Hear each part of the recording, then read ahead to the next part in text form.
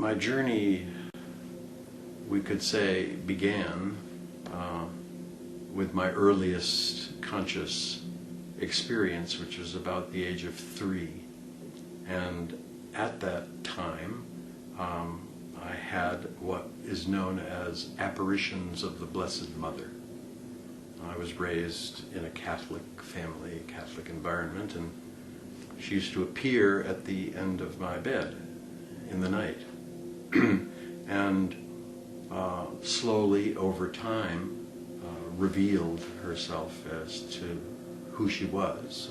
To me, as a 3-year-old child, it was just a beautiful, luminous, motherly, nurturing, loving presence and experience. And then that progressed, and so she has been my primary teacher or guide in terms of advising me of what my life was about, what it would be like, what would happen, etc. And that experience has continued to the present, and now has come into public apparitional manifestation at our sanctuary in Virginia, which she foretold to me long ago would happen after my 60th birthday, and I'm now 62.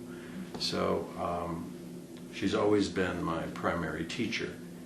And then my first career was as a child performer in the performing arts, and my formative education was in the performing arts as well. And so therefore, it's very easy for me to be on a stage in front of large numbers of people as a presenter. And I enjoyed that career until I was about just past my 21st birthday.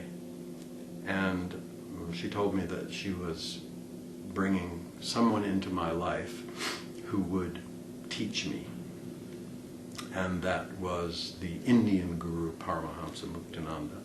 And I was living in New York City at the time, and some friends of mine had been to India and had met him, and we were having a kind of an evening together in which they were sharing the experiences of their travels, and they asked me if I'd like to see a photograph of him, of this guru they had met. And I said yes, and it was one of those little shrine photos, you know, it had 2 flaps, and you opened it, and there he was, his photo looking at you.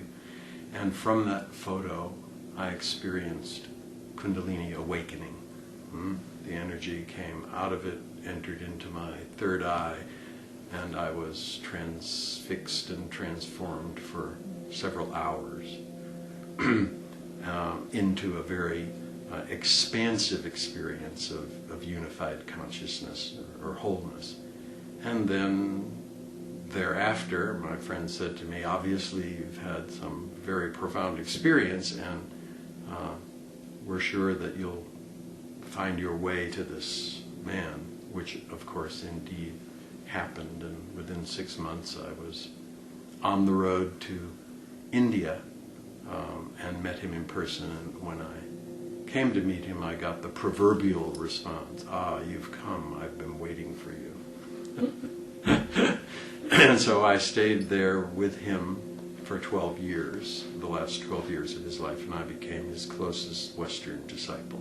And I was trained under his thumb in the oldest of the orthodox, holistic models of reality, which is the Veda, the Tantra, and especially the update of that tantric system from the 9th to the 11th century, which is Kashmir Shaivism, and that became my specialization. I had some background in this, of course, from my university experience in comparative religion and philosophy, and that had always been a kind of dominant interest of mine.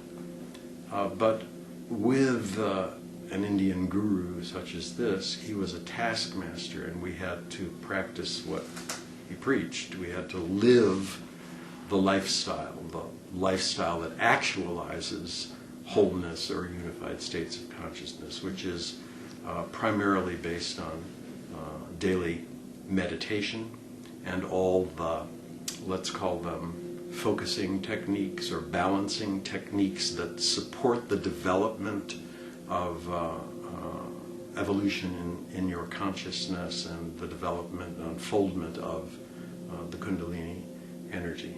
And then you're living with a very enlightened human being whose presence, whose energy field, whose source field is just elevating you all the time into that state of experience. And then so over many years of association and practice, you develop a constancy in that balanced state and that expansive awareness that's the result of it. They say, for example, in the Tantric tradition, that the highest path is the path of association with the enlightened guru. And the analogy that they use is the sun in a suntan. If you want to get a suntan, you place yourself in the proximity of the sun. If you want to experience enlightenment, you place yourself in the proximity of the enlightened master. So that was my path for those 12 years, and I traveled the world with him. I was an ambassador for him when he couldn't go to places, and I went on his behalf. And then in 1982, he died, and he had told me to return to my country and to find a way to modernize, to westernize the eternal truth and the model, the holistic model of reality and the mechanics of its actualization that he taught. So I returned to the United States and settled in Virginia, where I still am now, and that's where I unfolded what's now known as the Synchronicity Experience, which is the modern, westernized, contemporary approach to a very time-honored and eternal tradition that goes back to the oldest revelation that we have on this planet, that dates about 8,000 years.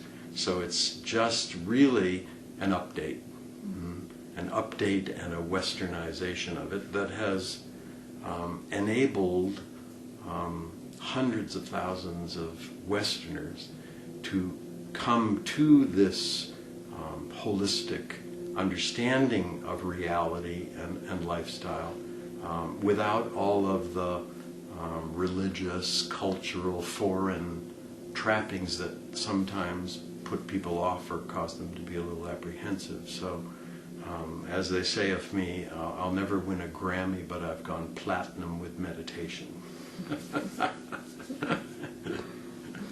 And so my work continues in that way. Now for 25 years, I have been presenting the Synchronicity work, and it's gone international all over the world. And usually I remain in Virginia at our sanctuary there, which is a retreat center, and people come from all over the world for retreats there. Holistic models of reality have been in consensus, even in the West, for 350 years, since the age of idealism. But they have remained academic at the scholarly level of experience. And the failure of our Western holistic models of reality has been our inability to create a lifestyle that would actualize the model. So while we may intellectually understand the holistic model of reality, we aren't able to really embrace it and experience it. But that, of course, is changing now. And holistic models of reality simply mean that there is only one. There is one substratum of a multidimensional source or God or consciousness or life that becomes the one in the many, or the diversity of unity. The creation, the manifestation is really just a diversified myriad forms of the same essential stuff, and that in essence all and everything therefore is one. So wholeness or holistic is referring to that one, that unified substratum that we all share. And there are many names in all the different traditions. You can call it whatever you like. I often use the word source because I think that three-letter word God has got so much data stuck to it that it can become very confusing. So rather using another word like source or consciousness works very well, or even more simple, I think, is just life. Life is something that people can easily relate to. We can say, well, we all share a life. If I look in your eyes, I see the same life animating you that's animating me. And in that sense, life is holistic. And the holistic models of reality simply delineate in a detailed philosophy how that holistic reality creates itself from nothing to something, and how it multidimensionalizes itself from the subtlest levels where it's very unified in terms of relative reality or subject and object, down to the densest levels of physical, emotional, and mental human experience that are very imbalanced or fragmented, and where the experience of wholeness or unity is forfeited, it is obscured. And then it will also delineate the lifestyle, the mechanics of actualizing that holistic experience where your feet are in a physical, emotional, mental, human form, and how to create balance in an imbalanced world and proportionally experience that wholeness that is the ultimate level of all the holistic models of reality. So that's what I refer to by when I say the holistic model of reality and the mechanics of its actualization in human experience. So the synchronicity experience, or the synchronicity holistic model of reality, then is an update, a Western modernized interpretation of the most time-honored and ancient holistic model of reality that was the Veda and the Tantra. I wanted to bring into it, of course, science and technology, which is so much a part of Western enculturation. So I did that and merged the two together, and then we kind of got the new empirical mysticism, or the technological spirituality.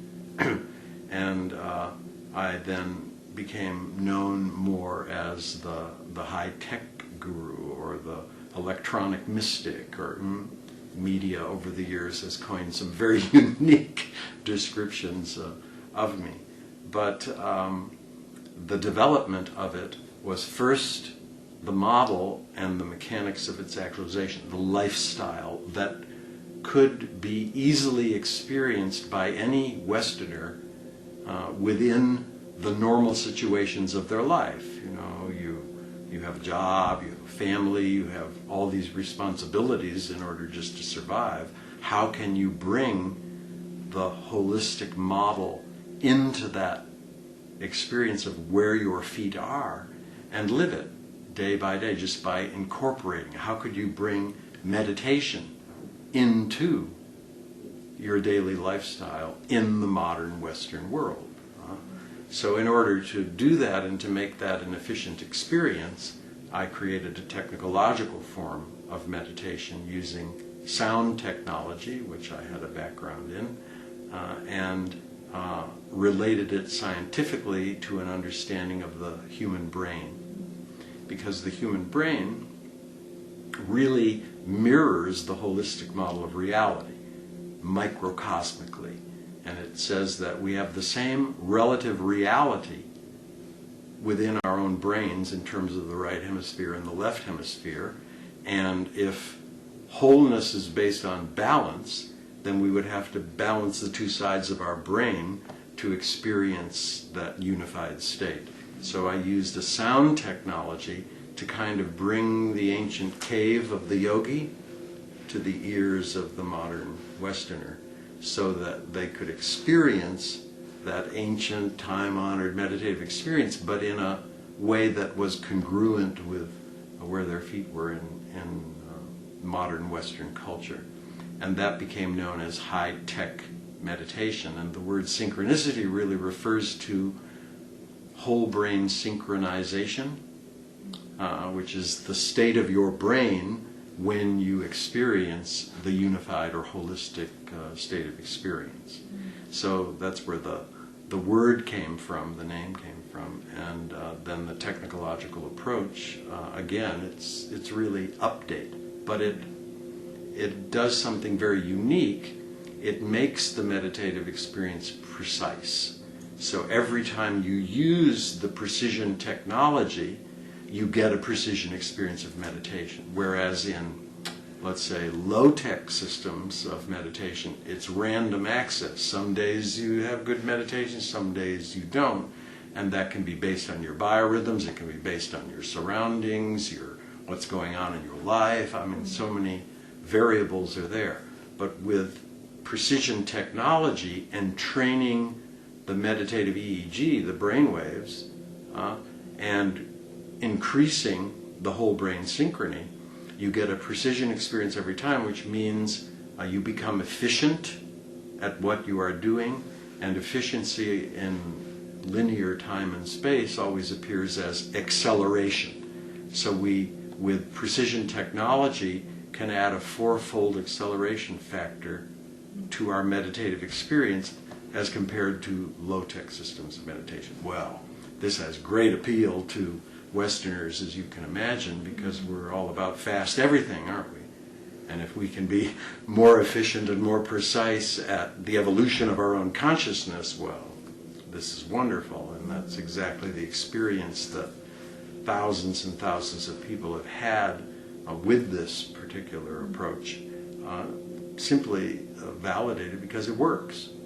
You know, people aren't fools. If there's something and it's a gimmick and they try it and it doesn't work, they drop it and move on. But if they stay with it, it's kind of validating that it's really working. And that's been the case with the Synchronicity Experience for years and years now. It's proved itself. It's validated itself in hundreds of thousands of people using it, getting the same experience, that precision experience of meditation within the context of their life, whatever that happens to be. And I think that's been its great success. So I always say I'm just doing what my teacher asked me to do. He asked me to modernize and westernize and contemporize, and I feel very fulfilled that I've been able to actualize that and assist many, many people to that time-honored holistic experience of balance, wholeness, and its fulfillment. In any meditation, the principle is focus. And because when you meditate, you usually close your eyes, you're shifting the emphasis of the polarities of your own consciousness from the exterior objective to the interior subject, from the left brain to the right brain. Now, the exterior, the objective polarity, is the dominant, because in the waking hours of our day, we're exterior in our focus. So meditation is really a technology of balance. It emphasizes the non-dominant polarity, the interior, the subject, and thus creates that balance. And those correspond to the two sides of the brain. So any focusing experience is a prelude to meditation. If you stay with that focus and you close your eyes and you emphasize the interior, you increase the balance in the polarities of your consciousness, and that's expressed as the increasing balance or synchrony of your brain. So any meditative focus is going to do that. So if you're in a group and you're holding hands and everybody is interior focused, you're going to create not only your balance and your expansion of awareness meditatively, but everybody else doing that kind of amplifies it.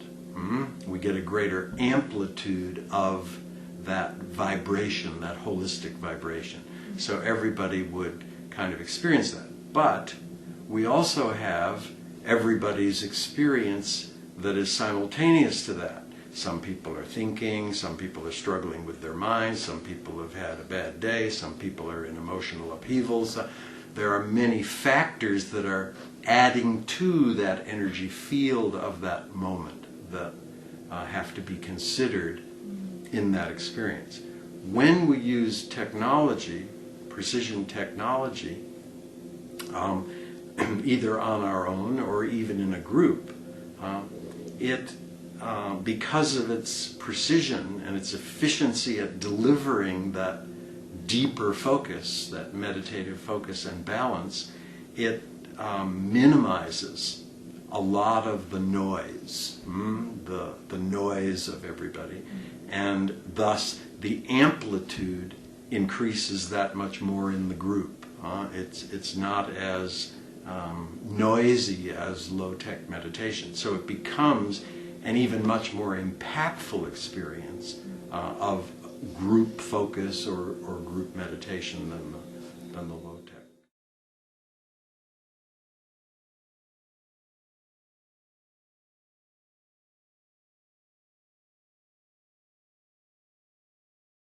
In response to that, I would say, well, we have to look at the world around us. It's not the same as it was 8,000 years ago when these revelations, these holistic models first appeared. There wasn't as many people, for one thing, and people have minds, and minds think, and thought forms are frequencies of energy that contribute to the environment that surrounds us. So compare the cave of the yogi in the Himalayas 8,000 years ago to your flat in the middle of London or New York City, where you're surrounded by 10 million minds. It's a completely different environment.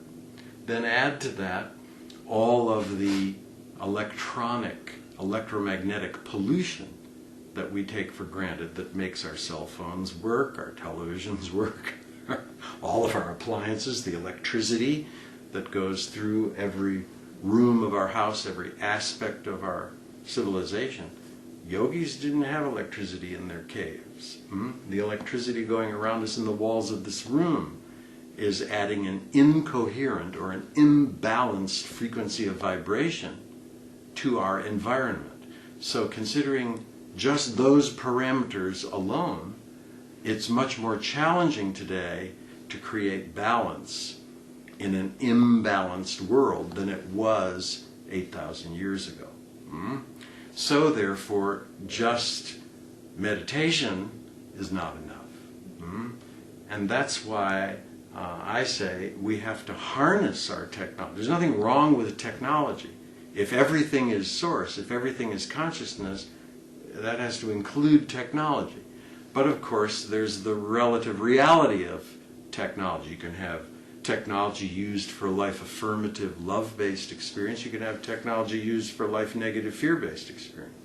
Can we harness it to assist us in creating balance? And yes, we can. And that's where the cutting edge of consciousness is today.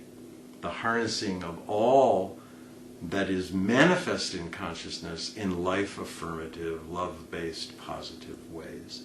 And that can be meditation technology related to the brain. It can be a technology that transforms the electrical signal in the walls of your home from incoherent to coherent, so that it assists you to have a balanced environment around you that makes it easier for you in that environment to maintain your state of balance. And there are many such technologies available today. And of course, we use them all. We stay on the cutting edge of that and assist people to create their cave in the modern world in a way that is totally supportive of balance and wholeness. Then, when you add all of these parameters together and you put meditation in the middle of it, then you've created the possibility of wholeness that is congruent with the times in which we're living. Holistic lifestyle is the means of actualizing the holistic model of reality. We can have a holistic model of reality and let it remain intellectual and philosophical and not live it, and then all we have is an intellectual enlightenment.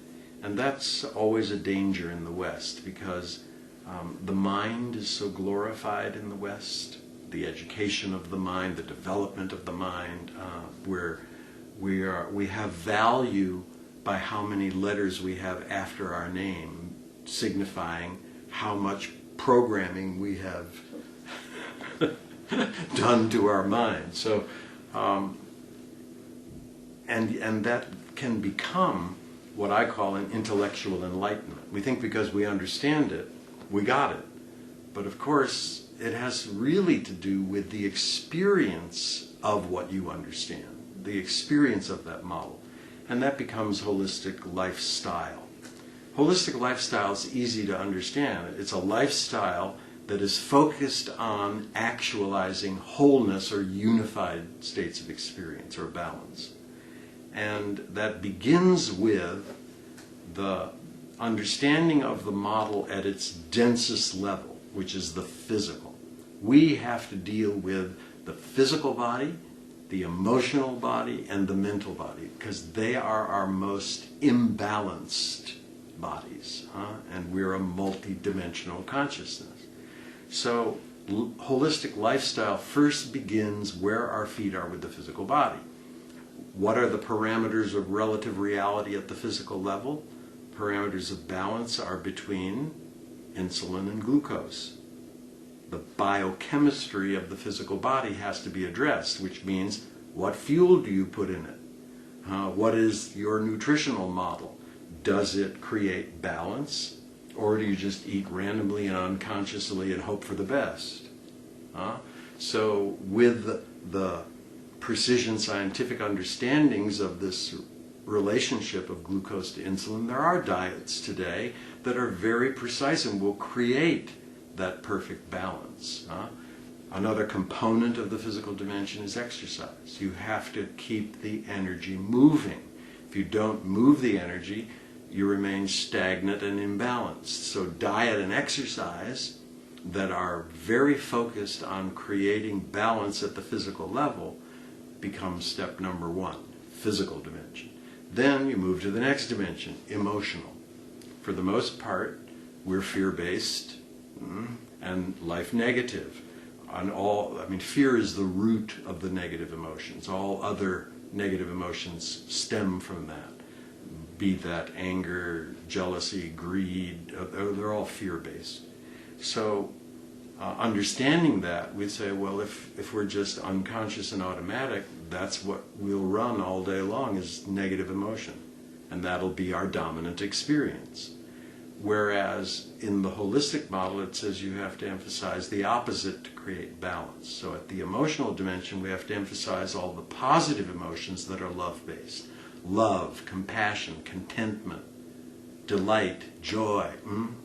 And it's as simple as a focused awareness on it. For example, people will often say to me, well, how can I experience love? I have no lover. I have nobody to love. And I'll say to them, well, that's just your confusion. If you would experience love, be loving. Right here, right now, can you start with yourself and just flow love for yourself, for the life that expresses itself through you in this moment? And then immediately the polarized emphasis shifts and we start to balance the emotional dimension. Well, that becomes a focus on a daily basis. Emphasis of positive emotional flow and maintaining that balance. Then you have to move to the next dimension, the mental dimension. Same thing. Default dominance, left brain, negative thought, fragmented experience, fragmented thinking, dualistic thinking, but negatively judgmental, like the primary illusion of the mind is separation. I am separate from everyone and everything. according to the holistic model of reality, that's an illusion. So all of our data, all of our thoughts that say that have to be changed. They have to be re-scripted. We have to rewrite the software of the soul. So the emphasis has to be on positive thinking, truthful thinking. We are one. There is only one. And in the same way, we are balancing the mental dimension of our experience. You can understand that in the progression of what was in the East, the use of mantra. Why did they use mantras in meditation? They used mantras very specifically because the Sanskrit language of the mantras is a polarized language, meaning some of the consonants and vowels are denoted as positive and some are denoted as negative. And the mantras were balanced combinations of those. So if you spoke it correctly, you produced a synchrony in the two sides of your brain. But the guru would tell you, you can't only just speak it correctly, you have to simultaneously be aware of the meaning. And what's the meaning of all the mantras? No matter what the mantra is, it's basically saying, I am one. There is only one.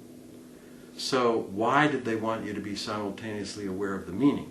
Because when the brain synchronizes, the database of the subconscious and the unconscious opens. So whatever is in your awareness at that time is going straight into your unconscious storage database. So if you're opening it with your mantra in meditation and you're simultaneously aware of yourself and your world as one, you're re-scripting and reprogramming the software of your soul. So in the same way, all meditative technique is based on that. Can we get the mind to stillness? Not so easy. Mind is full of stories. All the life negative stories of the whole of our history are there. But progressively, as you know, meditatively, the stories reduce and you get to stillness. But the way you accomplish that is first by emphasizing the positive and creating the balance, and that's what creates the stillness and the transcendence of the mind. So now we have three dimensions: physical, emotional, and mental, and they're the primary focus of holistic lifestyle, because until they are held in a constant balance, they can't become harmonically interactive. And only when they become harmonically interactive will our subtler dimensions open. And that's what meditation is trying to actualize, trying to get the subtle dimensions, figuratively the third eye and the crown. Those subtle dimensions have to actualize because that's where we can experience unified consciousness. So the denser dimensions, physical, emotional, and mental, first are important in a holistic lifestyle, and then meditatively we're addressing the subtler dimensions simultaneously. And then we can actualize the holistic experience of unified consciousness that the holistic models of reality are all about.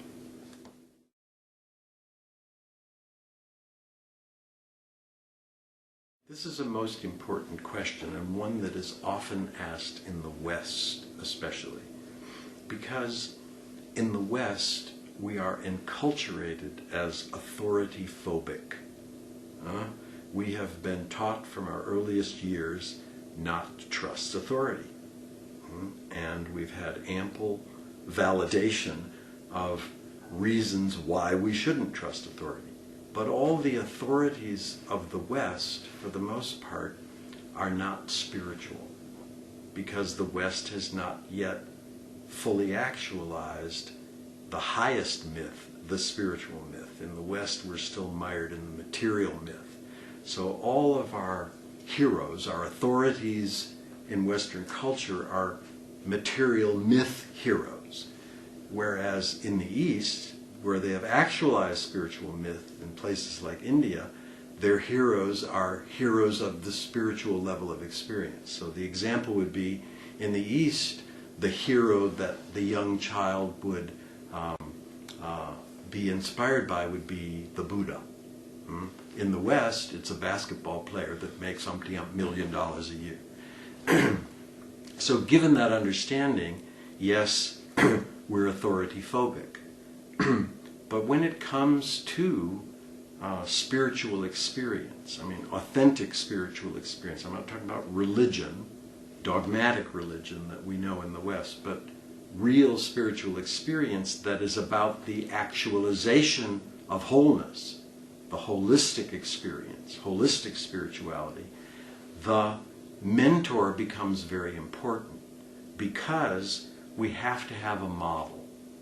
How else are we going to know it? How are we going to be guided into that experience if we can't see it modeled for us in another human being? It makes it really easy.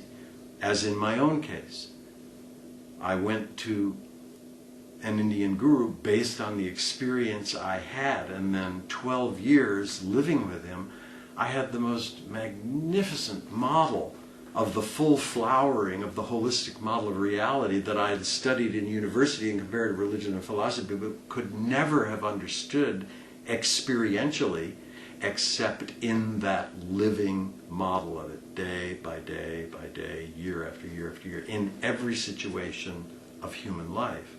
So that was perhaps the most important part of my own journey, was understanding that and getting through my own authority phobia and seeing that the experience of unified consciousness or wholeness is a power that has a certain level of amplitude to it.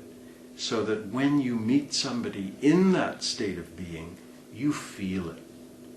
You are drawn into it. It's an entrainment because they're vibrating at a very accelerated frequency of vibration in relative reality because of the unified level of their experience that they've made constant. And we are not yet vibrating at that rate, so they have the power, and that's the principle of entrainment. That frequency of vibration and amplitude pulls us, it entrains us to it. That's why in the Tantra it says the ultimate path is the path of the master. If you want to get a suntan, place yourself in the proximity of the sun. What are they talking about? They're talking about the principle of entrainment. You sit in that power and it's like you're being pulled by a magnet into your own wholeness. And then they say of the classical, authentic guru-disciple relationship that in the beginning there's two, guru and disciple. In the end, the two must become one. And that's the whole principle of entrainment. Very important in all of the authentic holistic models of reality, the necessity of the master.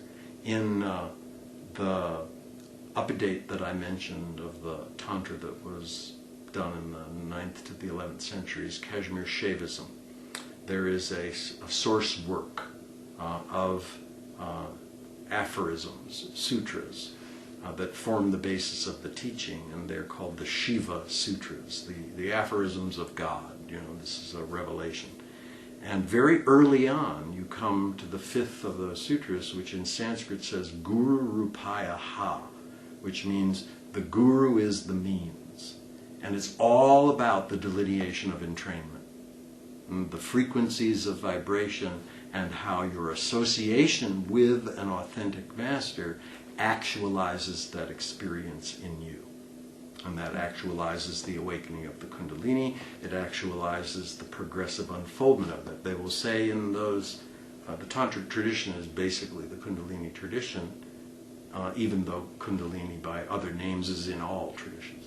But they will say, in terms of the master or the guru, it's easy to awaken a Kundalini. To guide it to its culmination in unified consciousness is the mark of the adept. And that's what you're looking for in the master. That's the only master you trust. And you don't trust them because they talk good. You trust them because in their presence you experience wholeness. When they're not talking, they're just sitting there. And in their presence you have an expansion of your awareness and you experience your own wholeness. That's the authentic master, and that's what we're talking about as necessity within the holistic model of reality. we can say in one age there's more of a holistic emphasis than in the next coming age, and that's the delineation in all mystical systems of the progression in manifest consciousness. When it first manifests itself, it's very unified. But as it continues to expand that manifestation, it forfeits progressively its unity. So that can be denoted in the precession of the equinoxes, which is the Piscean age, the Aquarian age. It can be denoted in the Mayan, in terms of the Mayan calendar and the 2012 symbolism. I mean, every culture, every tradition has some representation of that. You find it in the Egyptian, you find it in all of them. So it's that principle of contraction in consciousness, because manifestation is really a contraction of something that is infinite into something that's finite. So even though it looks like it's increasing all the time, it's also contracting into these myriad forms. And thus it gets, we would say, darker. Whereas in the Eastern system, the yugas, there's the Sattva Yuga at the beginning, and now we're in the Kali Yuga at the end. And each one is carefully delineated in terms of how the light gets progressively minimized, or the unified holistic experience is more difficult or more challenging to actualize as the creation progresses. So in these times, it's not that there are not masters. It's that there aren't as many, and that's because there aren't as many people at that level of evolution in consciousness that require the master. But I assure you there are enough. Even in a personal experience, a more personalized experience of the divine, there's that well-known statement, an eye cannot see itself. It's very challenging at the subtlest levels of meditative experience to know where you're going, you don't know the map, and to expect that you can get all of that from within yourself. Yes, you can, but it's going to take longer. Whereas if you have a model that can guide you, and the authentic gurus don't tell you. They don't say, okay, here's what it is, now go experience it. When I went to my guru's ashram, he had a huge library in this ashram of every spiritual book, every scripture you could imagine. We were all Westerners who came there with our degrees and our history of education. The first thing we wanted access to was the library. Wanted to read about it, and the library was locked. And we went to him and said, can we have access to the library? He said, no. Tell me your experience and then I'll tell you what to read. So until you had experienced it, then he would direct you in ways to flesh that out so you could understand it. But it's always experience first, understanding second, with the authentic master. And in that way, it's sort of really what you're talking about, the actualization of it within yourself, and then broadening your understanding of it based on the experience of every human being who's been before you, who's had that experience. In the history of humanity, there have been constant updates in terms of our God. And that's been through all cultures and all traditions. God has changed. As man, human beings, have evolved, and based on their experience, they have reframed their understanding or their delineation of what they call highest reality or God. And yet, today, especially in the West, we are mired in an old God. We're mired in a God that is a God of separation, a God of illusory duality, a God that for most people is in a far-off heaven someplace, that you have this lifetime to get it right or be condemned forever to some far-off hell, a God that you will never meet unless you fulfill all the criteria of heavenly admittance and ultimately get there. But it's an old model that has become very fragmented and very dualistic and doesn't hold much hope for anybody in terms of actualizing the experience of wholeness, which is divine experience. So also, human beings are creatures of habit. We like to get something that we know and keep repeating it because it's safe. We find our security in habit. So we'll take a religion and the book of that religion and we'll proclaim that it's the ultimate truth over all other truths. Thereby we eliminate every other authority, and then we hang on to that book and say, well, don't change it. What that is not so much the fear of the unknown, but the fear of relinquishing what we know. We hang on to what we know, and thus we stagnate. But consciousness has as its intention the experience of its fullness, its wholeness. So eventually it iconoclastically devours all of our habitual systems. And we're at that point now. It's like we're coming to this crossroads where more and more people are awakening and saying, wait a minute, it's time for a new God. Not we're going to throw out the old God. No, we just need to update God or the context of ultimate reality to an experience that is congruent with the times in which we're living. And that's why myself and many people today are calling for a new God, saying it's time for a new God. And we're really just talking about update. Time to update so that it's relevant to our modern world where we happen to be living and journeying our experience. First and foremost, that new God is the one in the many. It's you, it's me, it's all of humanity. It's moving beyond our illusion of separation and finding the unity of consciousness that is surrounding us.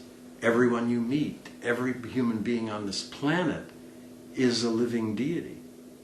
And we have to open to that experience. So first and foremost, to me, that's the new God whose time has come, the many as one. The God that is available in the shrine of everybody's heart. The ultimate temple, the ultimate church, the ultimate mosque is right here. And how many people ever go there? Can we get in touch with that in ourselves and then simultaneously be able to experience it in each other? My teachers say, God dwells within you as you. See God in each other. And that's the direction of it. The other direction of it for today, I think, is the restoration of the divine feminine. And that's most important, and we're seeing that cropping up everywhere. And what is the divine feminine? The divine feminine is a polarity of consciousness. If the divine feminine is creation, manifestation, the divine feminine is the many. The divine masculine is noumenal, formless, unmanifest. And it has to be balanced with the truth of the divine feminine, in which it's one with the divine masculine, or both polarities are the same consciousness. Interior, exterior, subjective, objective, being, becoming, formlessness and form, all the same consciousness. So the restoration of the divine feminine is really about the experience of the many as one. And that's the message of the apparition at Synchronicity Sanctuary. Her message is, she says, I am the one in the many. And her whole message is about going into the shrine of your own heart and experiencing that oneness and then opening to it as divine life in all and everything.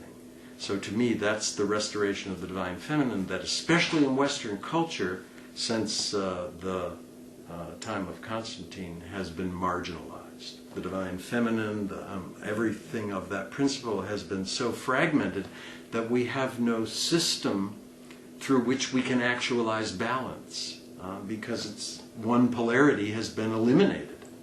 We're stuck with a patriarchal personification of a God that we don't understand. Now, in the restoration of the truth of the divine feminine principle, we can find our balance. And when we find our balance, it's through the many as one. And that delivers us to wholeness and unified consciousness. And that, to me, is the new God whose time has come. We can experience it via the holistic lifestyle that actualizes the holistic model of reality, which is what we've been talking about. We have to live it. We have to change our lifestyles to incorporate that model of reality. Not only is it philosophical and spiritual, now even our modern science is coming full circle with mysticism and validating that, yes, everything's made out of the same stuff. We are all one. At the quantum level of experience, there is only one. So our science is validating it. Our most evolved spiritual teachers are validating that. And we're like ostriches with our heads in the ground, going on with a habitual lifestyle that's not congruent with what the cutting edge of our own cultural evolution is telling us. So we have to embrace it. We have to update ourselves and then translate that into a lifestyle, a holistic lifestyle that includes meditation, that includes an emphasis on balance, because wholeness is always proportional to balance. And if we want to experience that unified state, that holistic state of experience, we have to learn the mechanics of its actualization and live it. And then we will have that experience as a constant. And then we will have transformed ourselves, and simultaneously we'll be transforming our world. The essence of it is consciousness, or unified awareness. Let's call it pure being. But we have to understand that all experience is relative. We live within a relative reality, and we have the two polarities. So until we can create those polarities in a constant state of balance, we can't experience that unification or that pure being. So what happens in the progression of our consciousness, or the great quest for wholeness that all forms of life are engaged in, because that's the motivating intention of Source, is to simply fully be itself, to fully experience itself through its creation. Well, we're part of that creation, and the driving force within us is wholeness. But that means we have to journey the journey of relative balance. And proportional to that balance is our wholeness. Well, if the default dominant polarity of our relative reality is the exterior, the negative, the limited, the illusory, then we have to somehow create the emphasis of the opposite polarity, the positive, the subjective, the interior, the truthful. And that's what meditation does, that's what holistic lifestyle does. It emphasizes that positive polarity, or the polarity of being, rather than emphasis on the becoming. And then at the more unified levels, the opposite polarity now begins to dominate. The positive dominates the negative. The interior dominates the exterior. So at the purest level of unified consciousness, we would be being dominant. We would have much more of an interior, subjective, positive polarity dominance in our experience, And that is the essence, the closest we can get to what in other traditions like the Gnostic traditions is called the dazzling darkness or the ultimate mystery. Well, the ultimate mystery is beyond relative reality, and we can't go beyond relative reality within these forms, but we can get really close to that edge into the dominance of pure being, and that is emptiness, like a luminous nothingness, an awareness that is empty and still, no form, the dominance of the formless, the unmanifest, yet with enough still of the opposite polarity that we can be aware and conscious within it of the unification, the oneness of all and everything, including ourselves. Love is another name for Source. Love is another name for God. I think those terms are interchangeable. But love is a polarity of consciousness. Love is the positive polarity. Its opposite is fear. And for the most part, we are life-negative, fear-based dominant in our experience. And we have to shift that to life affirmation and love-based experience. So yes, you can say that Source is love or God is love, but it has to be actualized. It has to be journeyed till that becomes the dominant polarity. And then, yes, it's a unified experience of love, not the love that most people know, which is dualistic or subject-object oriented. These are polarities of relative consciousness. Truth is the positive polarity.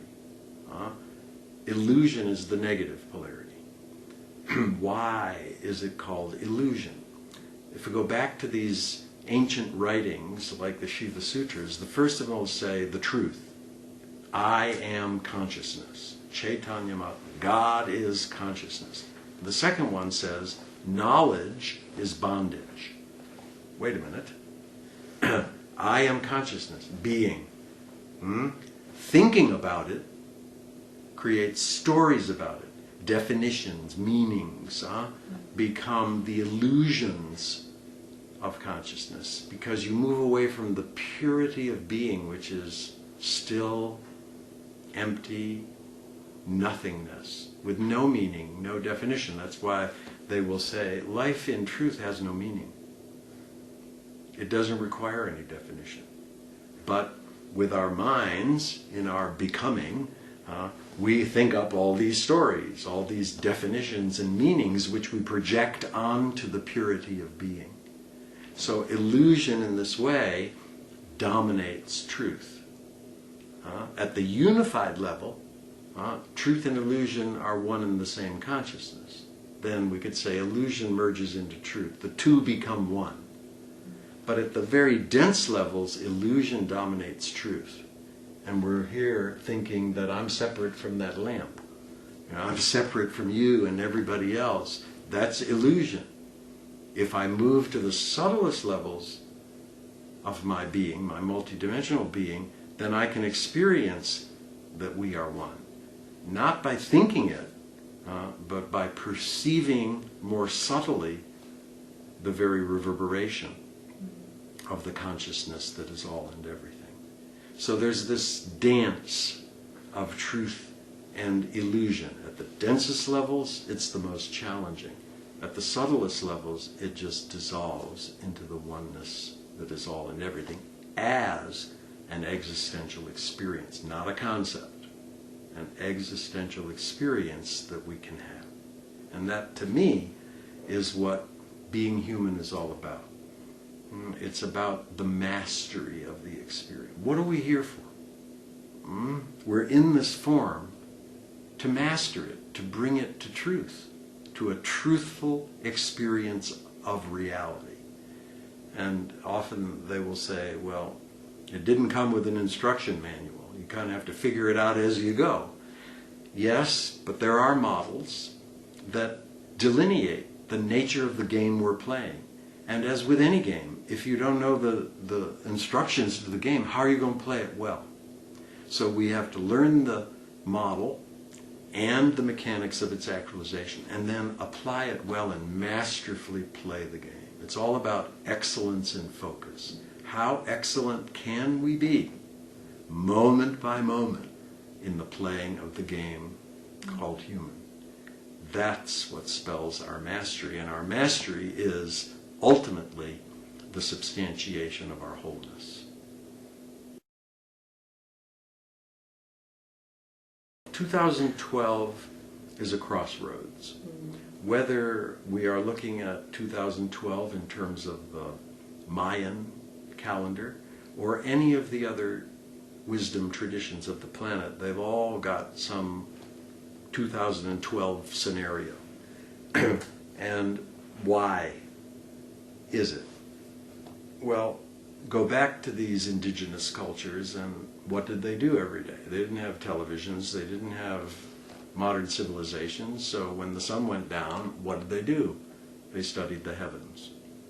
And they became very precise in their interpretation of astrology, astronomy, and the mathematics of such, and were able to predict or plot their maps based on that. And the Mayans were very involved in that, the Egyptians very involved in that, the ancient Vedic rishis very involved. And they all pointed to this time, 2012, saying that it was a time of a quantum leap in consciousness, the consciousness of the humanity of the planet. Now we can look at that today and say, okay, we're approaching this quantum leap in which the whole consciousness, the collective consciousness of humanity is going to shift to a more unified level of experience, a more holistic level of experience. How is that possible? How is somehow everybody's perception of reality is going to shift? So we have to bring in now science. We can bring in astronomy, we can bring in astrology, we can bring in many quantum aspects of experience here and analyze it, and that's been done. And the one I like the most is the sunspot cycles and their correspondences to 2012, and the astrological alignment of the planet Earth within our galaxy at that time. And this is a 26,000-year cycle and a 12,000-year cycle. And they're both aligning at 2012 with a greater amplitude than they ever have before in the history of this universe. When that happens, and you have that particular sunspot activity, the electromagnetic fields of this planet are affected. And we, as human beings, as you know, are affected by the electromagnetic fields because the metallic substances of our physical being are interactive with that electromagnetic field. So our brains are affected by the electromagnetic field. So in 2012, the projection is if all this aligns the way it's looking, there's going to be a big amplification to the electromagnetic fields, and that's going to change the actualization in our brains and shift our perception of reality. So they're what they said all these thousands of years ago in these indigenous cultures, quantum leap in consciousness, shift in everybody's perception. Now scientifically we're being able to validate that. So it remains to be seen, but I also say that it's already happening. Look at the slow axial drift. Look at global warming. Look at the signs everywhere around, the increases in interest in more unified models of reality and more unified levels of experience. It's already happening, and it's just going to keep increasing. And then perhaps when we do get to the 2012 and all this alignment takes place, it'll be as many today who are very notable in their fields of science and mathematics and philosophy as well. Their predictions will certainly be actualized. But I'd say 2012 is a crossroads.